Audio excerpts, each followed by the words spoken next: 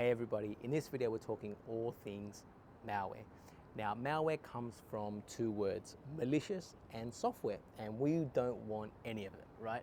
Now malware typically starts probably from that initial access point of view, right? It's either done 8 times out of 10, 9 times out of 10 done through some sort of user manual interaction that someone has with maybe a phishing attempt that's happened, and that has its unauthorized access into a system or an entry point into the attack, right? And that's how it usually gets distributed most times, right? And it's arguable that it could be done through media, it could be done through a bunch of different ways, but usually it's done through some sort of phishing or social attack.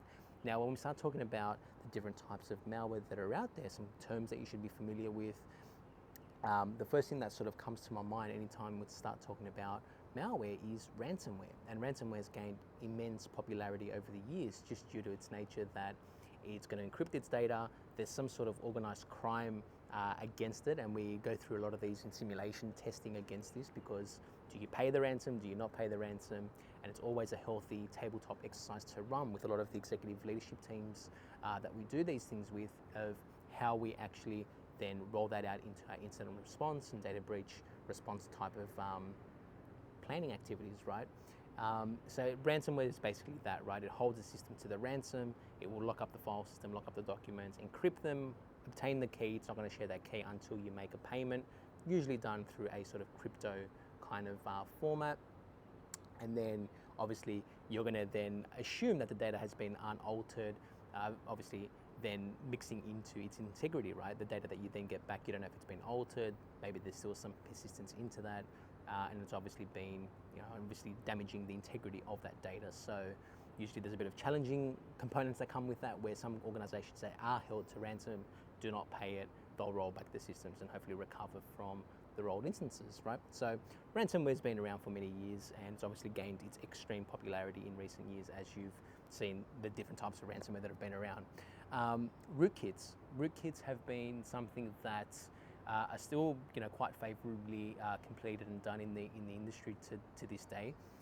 The thing about rootkits are they're very difficult to detect. The reason why is because we have a physical system and we have the hardware of that system, and then we have obviously the operating system and then the applications that run. The rootkit itself runs just above the hardware component and in between the hardware and the operating system. So that's where it becomes so difficult to then identify and recover from it. Then you'll probably have to have some sort of solution that is purely just looking for those types of rootkits that are running onto a specific system, which makes those things incredibly difficult to identify, detect, and then hopefully remediate and recover from as well.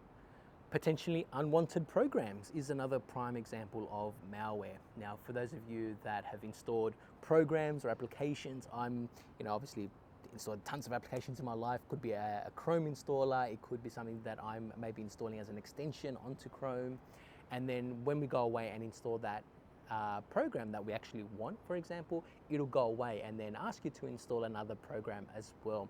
Now, this could be something like a weather program that gets attached to your Chrome installation, or something like another malware or antivirus that gets installed onto your system. It's a potentially unwanted program. It doesn't mean that it's malicious, but again, if it's that third-party kind of process where it gets installed or latched onto another program and it says, hey, you've installed this program, by the way, why don't you just also install this program as well?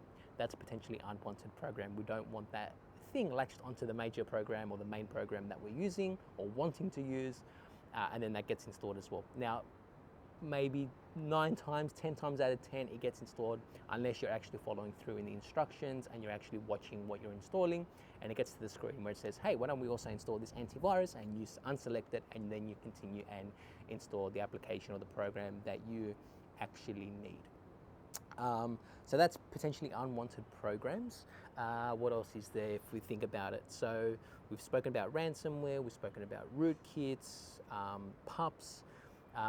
What about things like worms? So polymorphic worms that have been around for many years. So polymorphic just means that it's basically repropagating itself. It's re-engineering in the way it propagates throughout the environment.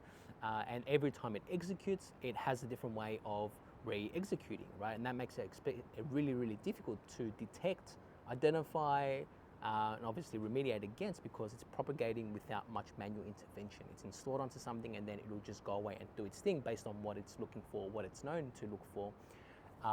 And then you would have the traditional IPSs, intrusion detection systems or prevention systems, that will have those signatures that are looking for that specific malware. Now that was maybe 10 years ago. Now we have those behavioral analytics tool sets that you may have seen and familiar with in the environments, that are looking for the behavior of how something is happening throughout the environment. It'll based on its common activities, and then anything that sits outside of that baseline gets a bunch of different warning signs, and that's not good, right? They become alerts, and then we obviously then obviously are alerted to it, and then we then have our preventative measures that we then follow through with.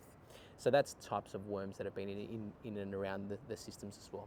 We also have things that are fileless. Now, in traditional sense, we'd have a lot of the environments where things would be, or malware would get installed onto a file system or onto the operating system or the file system itself, right? And you would run some sort of anti-malware solution across that, identify the ransom or the malware itself, I should say. You'll then quarantine it and then hopefully remove it. Now you have things like, for example, Mimikatz, a program that runs into memory, and then it basically shells out clear text passwords that have been hashed or salted, both through a, obviously we were talking about Windows environment, the passwords get hashed and salted in a certain way where they remain confidential to the system.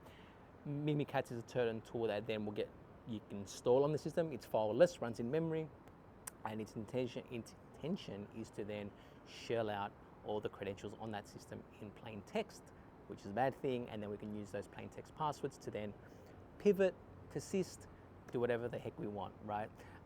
And that's typically a fileless program that runs in memory. Again, very difficult to identify and detect and hopefully mitigate against as well. So if you're following the MITRE ATT&CK framework, hopefully you know a bit about it, you understand how it works, how it executes, and then what detective or preventative controls you can put in place to mitigate that risk. Trojans have been around for many years, so if we lightly touch on Trojan, so Trojan is basically an application or a program that you're installing, and there's a bit of a bug that's crawling around the camera. Basically a program that installs and then it's doing something else other than its intended mission to do, right? So think about the emperor days, if you're talking about the 1800s or 1600s and the emperors and kings and Vikings and all this stuff that are going around. The Trojan method or the methodology around that is you're putting something into something, you're trying to conceal it until it gets to its destination and then goes around and destroys the whole city, right?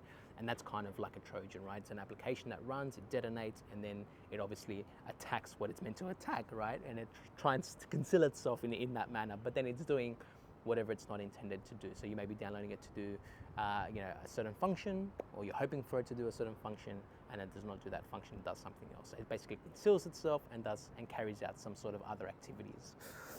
That's basically a Trojan.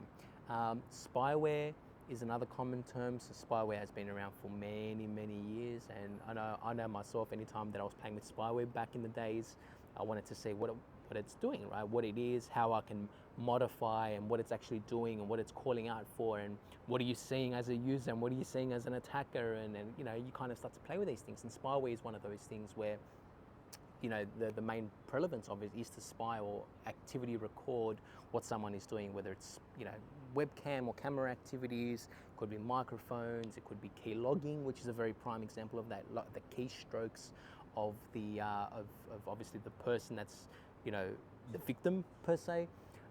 That's a spyware. It's a solution that goes out, or a program that gets installed, and then it's basically spying on your activities to then obviously feed information into someone else. That's spyware.